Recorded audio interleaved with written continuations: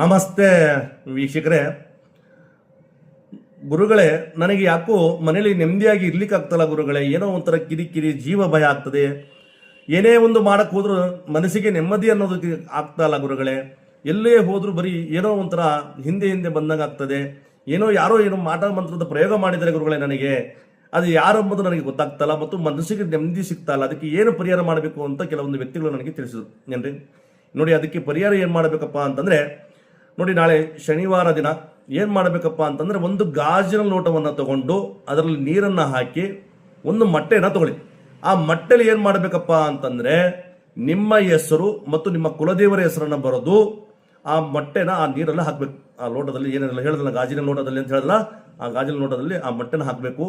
ಹಾಕಿ ಚಿಟಿಕೆಯಷ್ಟು ಏನ್ರಿ ಅರಿಶಿಣವನ್ನು ಹಾಕಿ ನಿಮ್ಮ ಪರ್ಸ್ನಲ್ ಜಾಗ ಅಂದರೆ ಸಪ್ರೇಟ್ ರೂಮಲ್ಲಿ ಆಗ್ಬೋದು, ಇಲ್ಲ ಯಾವುದೋ ಒಂದು ಪರ್ಸ್ನಲ್ ಜಾಗದಲ್ಲಿ ಆ ನೀರನ್ನು ಇಟ್ಟು ಏನು ಮಾಡಬೇಕಪ್ಪ ಅಂತಂದರೆ, ಮಾರನೇ ದಿನ ಬೆಳಗ್ಗೆ ಎದ್ದ ತಕ್ಷಣನೇ ಸ್ನಾನ ಮಾಡೋ ಹಾಗಿಲ್ಲ, ಏನೂ ಮಾಡೋ ಹಾಗಿಲ್ಲ.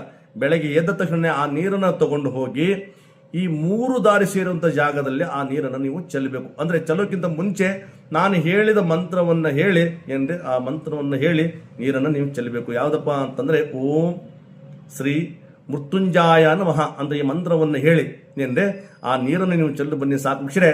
ಯಾರು ನಿಮ್ಮ ಮೇಲೆ ಮಾಟ ಮಂತ್ರದ ಪ್ರಯೋಗ ಆಗ್ತದೆ, ಏನು ನಿಮಗೆ ಜೀವ ಭಯ ಕಾಡ್ತದೆ, ಅದಕ್ಕೆ ಶಾಶ್ವತವಾಗಿ ನಿಮಗೆ ಪರಿಹಾರ ಸಿಗುತ್ತೆ ವೀಕ್ಷರೇ. ಇದು ನಿಮ್ಮ ಸ್ನೇಹಿತರಿಗೂ ತಿಳಿಸಿ, ಕಮೆಂಟ್ ಮಾಡಿ, ಲೈಕ್ ಮಾಡಿ. ನಮಸ್ತೆ.